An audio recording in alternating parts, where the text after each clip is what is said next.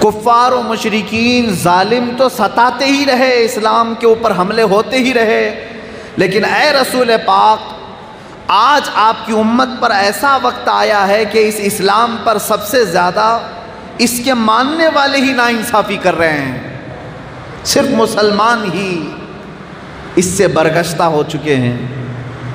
یہ وقت ایسا ہے میرے نبی کی بارگاہ میں استغاثہ کرنے کا کہ ہم اوروں کے ظلم کی کیا شکایت کریں۔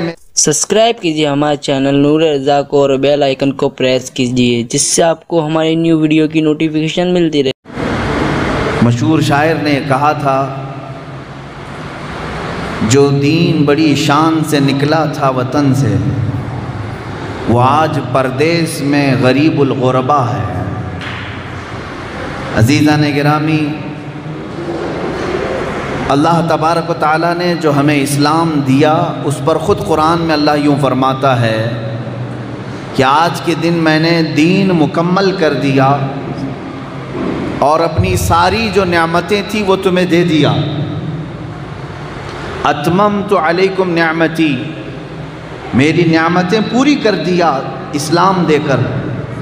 ورضیت لکم الاسلام دینا، اور رب تعالیٰ فرماتا ہے کہ میں تمہیں اسلام دے کر راضی ہو گیا۔ اللہ رب العزت کا پسندیدہ دین اگر کوئی ہے تو صرف اور صرف اسلام ہے۔ میرے عزیزو، لیکن شاعر نے جو کہا اس پر مجھے آج بات کرنی ہے۔ رسول پاک صلی اللہ علیہ وسلم کی بارگاہ میں شاعر استغاثہ کر رہا ہے، مدد کی بھیک مانگ رہا ہے۔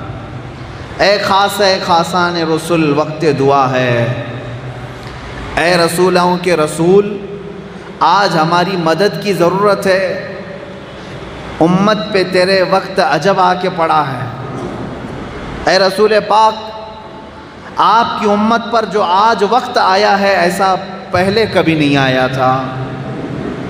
وہ کون سا وقت ایسا آ گیا کہ بارگاہ رسول میں ایسی استغاثہ کرنی پڑی؟ میرے عزیزو، پہلے بھی شکایتیں ہوتی رہی ہوں گی کہ ظالم ہمیں پریشان کر رہے ہیں، کافر ہمیں ستا رہے ہیں، مشرکین ہمیں گھیرنے کی کوشش کر رہے ہیں، پہلے سے چلا آ رہا ہے۔ لیکن آج جو وقت اسلام پر آیا ہے وہ کیا ہے؟ میں توجہ چاہتا ہوں آپ سب کی۔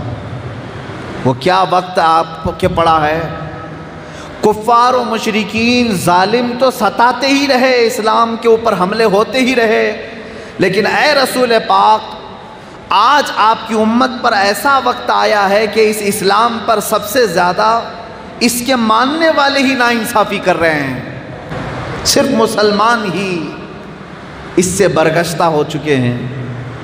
یہ وقت ایسا ہے میرے نبی کی بارگاہ میں استغاثہ کرنے کا کہ ہم اوروں کے ظلم کی کیا شکایت کریں میرے آقا، خود ہم اس اسلام کے خلاف سازشوں میں شریک ہو جاتے ہیں۔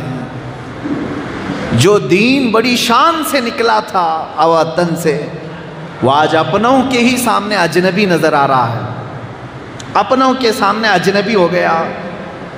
دین کے ساتھ جو ہم نے کھلواڑ کیا وہ غیروں نے کم کیا ہے۔ میرے عزیزو، یہاں شکایت بارگاہ رب العزت میں بھی ہم اسی بات کی کریں گے، اور یاد رکھنا آج آپ اسلام کہہ رہے ہو، اسلام ایک دین ہے، لیکن کل قیامت کے دن ایک شکل و صورت کے ساتھ آئے گا، ایک شکل و صورت کے ساتھ آئے گا، اور اس سے کہا جائے گا کہ مسلمانوں کو پہچان، جو مسلمان ہیں، جو اسلام پر تھے، ان سب کو تو قریب کر لے۔ تو یاد رکھیں آپ، اسلام اس دن بہت سارے لوگوں کو پہچاننے سے بھی انکار کر دے گا۔ کہا یہ تو مجھے جانتے ہی نہیں تھے، یہ مجھے پہچانتے نہیں تھے، اور آج میں ان کو نہیں پہچانتا۔ تو کہیں ایسا تو نہیں ہے کہ آپ اسلام سے اتنا برگشتہ ہو گئے ہیں کہ نہ خط و خال میں اسلام نظر آتا ہے، نہ چہرے پر، نہ زبان پر، نہ اخلاق پر؟ مجھے آج شکایت دشمنوں سے نہیں، میرے اپنے لوگوں سے ہے۔ امت مصطفیٰ خود اسلام کو اپنے گھروں میں کمزور کر چکی ہے۔ میں اس کی ایک مثال بتا دوں۔ مجھے اگر میرے گھر میں میرے ماں باپ بھائی بہن ایسا کہنے لگے، کون ہے تو، ادھر بیٹھ ادھر بیٹھ، ہم تو تجھے جانتے ہی نہیں ہیں۔ اگر مجھے میرے گھر والے ایسا کرنے لگے تو مجھے کیا ہرٹ نہیں ہوگا؟ کیا مجھے تکلیف نہیں ہوگی؟ یا آپ اپنے اوپر سوچ لیں، آپ آج گھر پر چلے جائیں، آپ کی بیوی کہنے لگے کون ہے تو، آپ کے ماں باپ کہنے لگے ذرا ہٹ کے بیٹھ، آپ کو کیسا لگے گا؟ کیا یہ میرا گھر نہیں تھا؟ کیا آپ کا میں رشتہ دار نہیں ہوں؟ آپ میرے ساتھ ایسا سلوک کیوں کر رہے ہیں؟ آپ کے دل میں تکلیف ہوگی۔ اسی طرح میرے عزیزو، آپ یہی حرکتیں اسلام کے ساتھ کر رہے ہو، اسلام کے ساتھ، میرے نبی کی سنتوں کے ساتھ۔ جب تمہارے گھر اسلام آتا ہے تو آپ یہ سمجھتے نہیں ہٹا دو، تھوڑا سا اسلام کو ہٹا دو۔ میرے آقا کی سنتیں آتی ہیں تو آپ کہتے ہیں نہیں اس کو ہٹاؤ، یہ کون ہے؟ آج کا نوجوان یہ سوچنے لگا ہے کہ اگر میں میرے نبی کی سنتوں پر آ جاؤں تو لوگ پتہ نہیں مجھے ملا کہیں گے، مولوی کہیں گے، فنڈامنٹلسٹ کہیں گے۔ تھوڑا سا الگ رکھو، نبی کی سنتیں بعد میں دیکھا جائے گا، ابھی دنیا میں جو چل رہا ہے وہ کرنے دو۔ مجھے بتاؤ اس دین مصطفیٰ کے ساتھ یہ برا سلوک کس نے شروع کیا؟ کفار و مشرکین نے نہیں، تم نے خود نے شروع کیا ہے۔ اسی لیے شاعر کو یہ کہنا پڑا، پردیس میں آ کے یہ دین غریب الغربا ہے، اجنبی بن گیا ہے، اجنبی بن گیا ہے۔ یہ ناانصافی ہم کب تک کرتے رہیں گے؟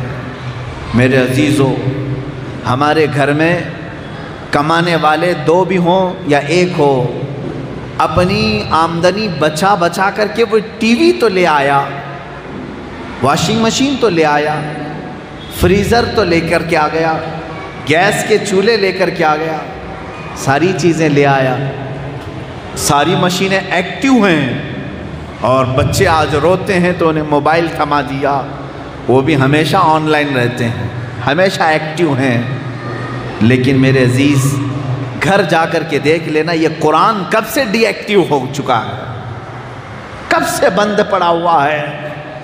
ہماری مشینیں تو چالو ہیں، ہمارا mobile any time on line ہے، لیکن قرآن عظیم کتنے زمانہ ہو گیا آف لائن رکھا گیا ہے اس کو۔ نہ بچے پڑھتے ہیں، نہ بیوی، نہ ماں، نہ باپ، سارے لوگوں نے قرآن کو یتیم بنایا اپنے گھر میں، قرآن کو اور اسلام کو آپ نے غریب بنا دیا، اجنبی بنا دیا۔